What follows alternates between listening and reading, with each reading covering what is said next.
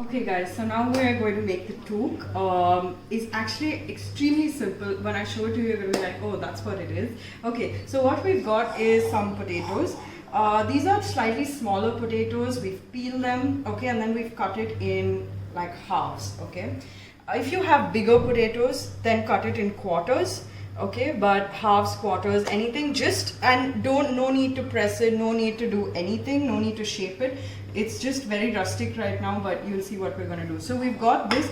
Make sure after you peel your potatoes, you don't put it back in water, because it's going to go into the oil and we don't want the oil spluttering, okay. So keep it like this for a few minutes, nothing's going to happen, okay. It won't get too brown. We're just adding some salt here to flavor it, okay. We're going to mix it together and we wait for our oil to get hot. Actually, it doesn't need to be too hot, it needs to like simmer a little bit, and then we're going to add our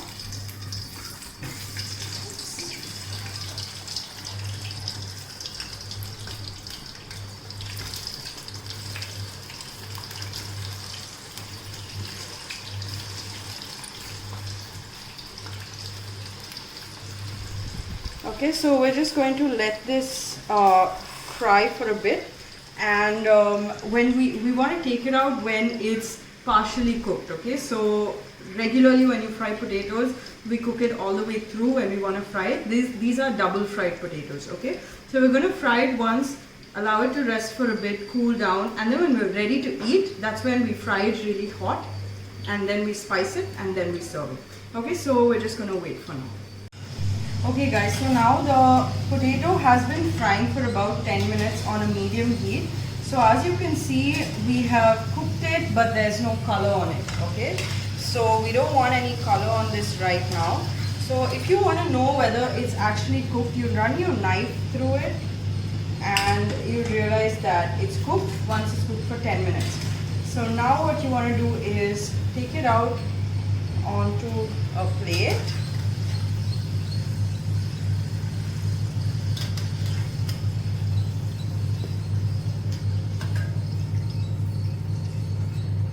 And we've got a second batch that we're just going to add into the oil now, because that didn't have place.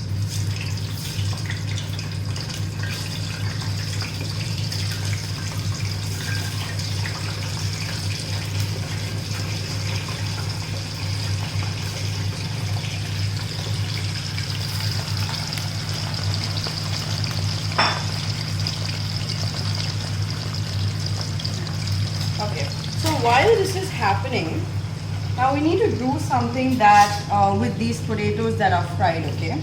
So this is something that I've seen my grandmother do. I haven't really like learned it from her, but I've seen her do it. So we've got the potato, right? When it's hot, take it in like a cloth or something like that and just press it between your palms. What will happen? It's really hot, okay.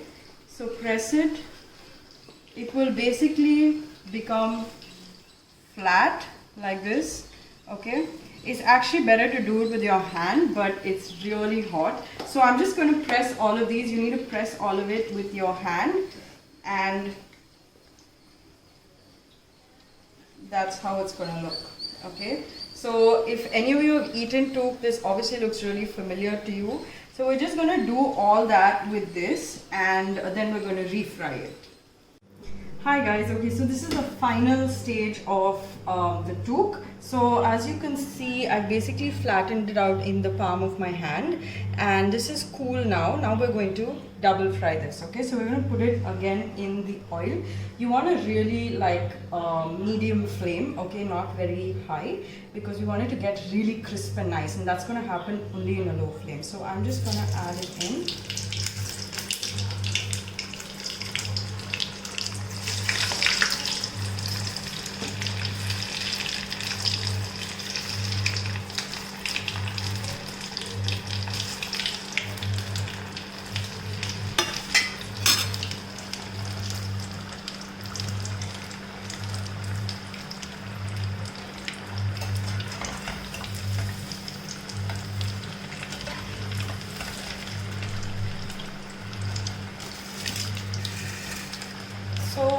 my grandmom always says to use old potatoes. Old potatoes as in something that's been kept for a while. So what happens is the moisture kind of evaporates, and when you eat tuk, it's nice and crisp and it's not mushy or grainy or ricey on the inside. So I have these potatoes, but I actually don't know how to kind of identify what's an old potato and what's a new potato. I need to learn that from her and I'll tell you how it goes. But yeah, once we fry these, we'll know like how crisp they are, whether I did it right. Unfortunately, she's not here for a taste test. I mean, she's in her own house right now, but I really wish she could taste this and tell me if I did it right. So anyway, we're just going to wait for this to get some color, get nice and crisp, and then we're going to garnish it.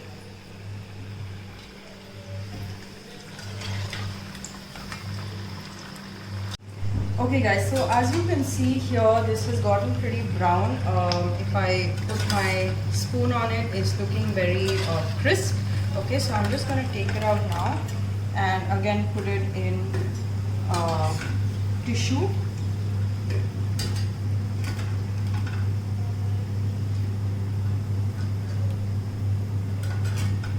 Okay, here now I'm just going to spread it out and we're going to garnish it. Okay, this is what actually takes tuk to another level. Okay, so we've got some salt, okay, that we're just going to sprinkle.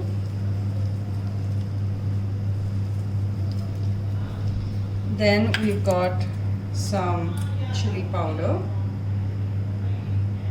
You make sure it goes on each piece. Okay, and the final thing is amchur powder. Okay, amchur powder is dry mango powder. It's what gives it that really nice like sourness, really like my mouth is watering as I talk, but really nice sourness. It's very like that khatta meeta kind of tangy like taste going for it. So this is what it is, and tuk is ready. Okay, so I'm going to eat my lunch now. So there's going to be rice, there's going to be the curry we made earlier, and there's going to be tuk.